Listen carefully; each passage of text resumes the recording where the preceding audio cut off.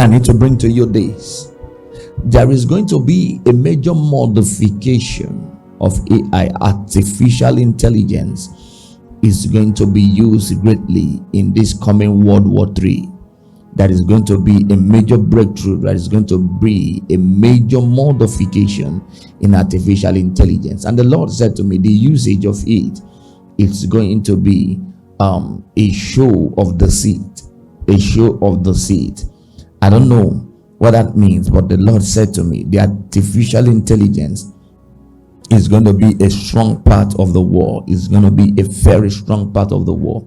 And you are going to see all of a sudden heavy investment. Meanwhile, you need to understand that the war is coming very, very close. It's coming very, very close. It's coming very, very close. It's coming very, very close.